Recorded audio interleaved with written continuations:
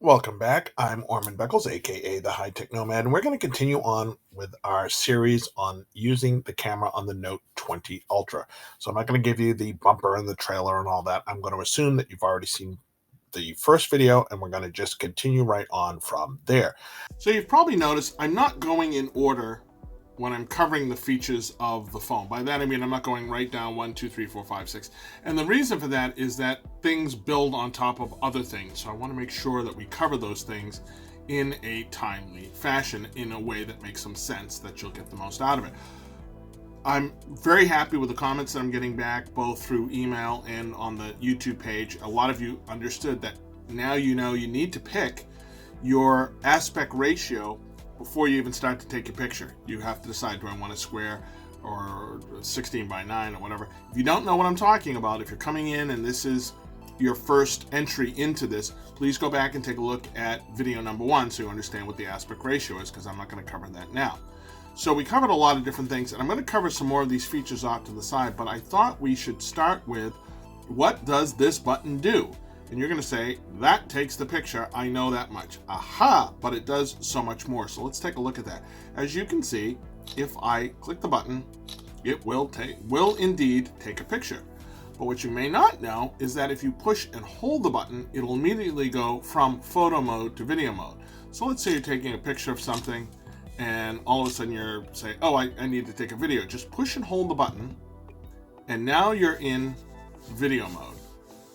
And it will continue to take a video as long as you can hold your finger down on that button. If you want to hold, if you can hold it down for 30 minutes, hey, more power to you. But the point to understand is that that's a very simple way, so you can just default to doing photos, and then if you need a video, just go ahead and press and hold that button, and you'll get a video.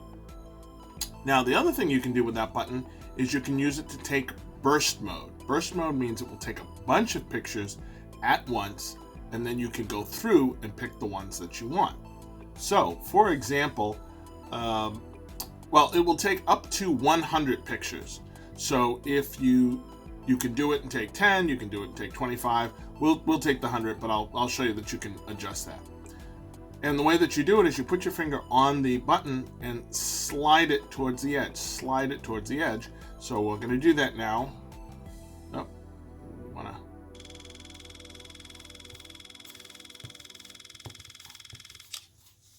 and we now have 100 pictures. Go ahead and click on the picture in your gallery, and you'll see that you have all the pictures.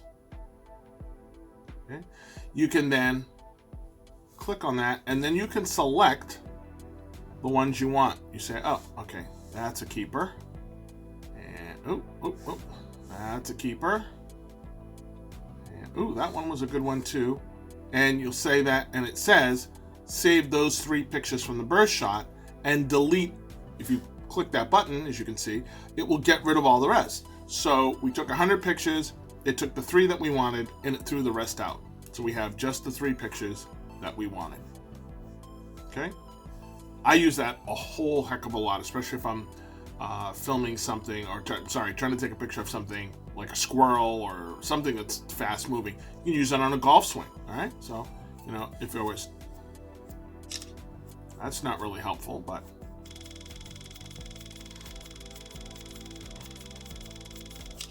okay. Now go ahead and click on that. I have all the pictures in between. Okay. And again, you can click on that and say, okay, that's a keeper. John, you got to keep your arm straight. Keep it straight. Put that one there. There we go. So again, same deal. I can go ahead, hit save. It says I'll keep those 3, delete all the rest. You can turn it into what's called a GIF. If you know what that is, then you know how to, you know why you want one. If you don't worry about it right now. I'll cover that in another video. So you can actually save that as a movable GIF for TikTok or that. We're going to do a whole series on using the phone for creating social media. So if you haven't already, please hit the subscribe button so you'll know what's going on there. The last thing I want to show you about the photo button is that you can move it. So, for example, if I'm doing a selfie, I have hands like oven mitts. And it would be easier for me to push the button up here instead of, watch that. I gotta come all the way down here to hit the button. Okay, pain. Well, all I gotta do now is push and hold and drag.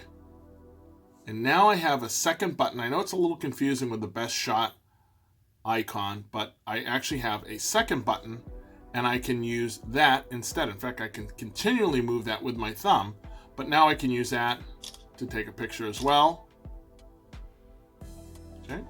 Now, you can't do the record video. I can get rid of this by pushing and holding and hitting the minus button, or by just dragging that back down.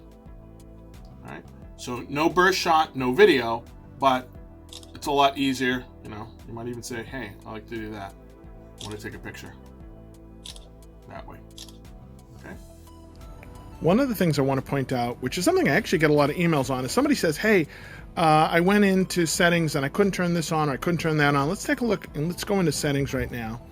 And for example, you'll notice that I cannot turn on the scene optimizer. Now, why is that? I can't turn on, I can't turn on. What's going on here? Well, what's going on is that I can't use that feature with the lens that I've selected. Remember, in a sense, you have 4 lenses. You have the 3 on the back and the 1 on the front. And they have, we've talked about that middle lens. That's the one that pretty much does everything. But the other ones can and can't do certain things. So for example, if I go back in, I'm going to change to the forward-facing camera. So I'm going to go back into camera settings, and now you'll notice I can turn scene optimizer on and off because that lens supports it. So if you're trying to turn on a feature and you can't turn it on, it's one of 2 things. Either you're higher than 30 frames per second on one of the lenses that doesn't want to do it, or you're using a lens that doesn't support that feature. So either change lenses or change your speed and you should be all set. So let's talk about motion photo, what it is and why I say leave it on. So motion photo is this button right here. Okay, it's the second button down. And when you take a picture, it takes a picture. So let's take a picture with motion photo off. So here I'm going to take a picture. And I'm going to say something really funny before I take the picture. So what we're going to end up with is the picture. Makes sense. But let's turn on motion photo. So what motion photo does is, motion photo is now, in a sense, it's recording. It's just constantly recording. And what it's going to do is save the first few seconds before we actually take a picture. So we're going to end up with the picture, but we're also going to end up with a little video a few seconds before, so that we can pick out another picture. So I'm going to do the same thing again. I'm going to take a picture, but I'm going to make a funny face before I take the picture, because that's usually what happens. Joe, come on, smile. I don't smile. So that's what we would normally get. We would get Joe's picture, Joe's non-smiling picture. But let's click on View Motion Photo. Smile. I don't smile. Look at that. We get all of that ahead of time, and we can actually move through this, and we can pick one where he did smile. Okay? And we simply click on the snapshot button, and it will save that particular piece. We can go through and find another one. Oh, there we go.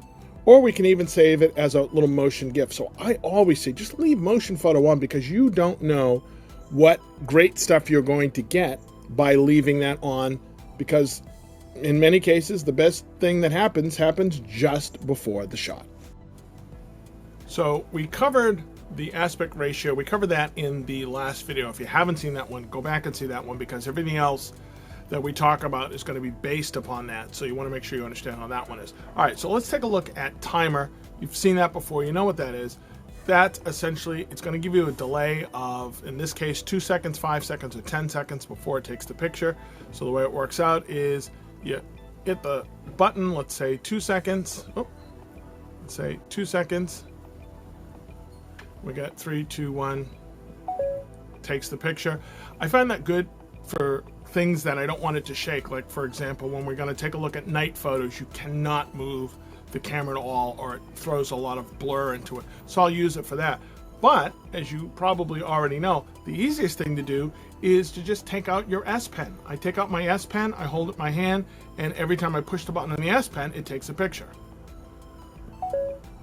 Okay, so I find this a lot easier to just do this. or this. And now remember, from what we just learned, I'm going to get motion photos from that. So that means I'm not only going to get just the still, but I'll get a few seconds before that, and I can pick and choose what I want. So that's going to do it for part 2. Obviously, this is going to be a much longer series than I originally anticipated because we can only cover so much, and I don't want to overwhelm you. And I want to give you some time to take what you learn in each of these videos, try it for a day, and then I'll show you some more stuff. So I think we're going to end up probably with maybe 6 parts with this because we still have to cover the rest of the camera, and then we have a whole bunch of things to cover on the video. We're doing a little bit different format. Please reward us by, if you like this series, please reward us by hitting the subscribe button. Or you want a question answered, please leave it in the comments below. Until the next time, this is Orman Beckles, aka the High Tech Nomad, signing out.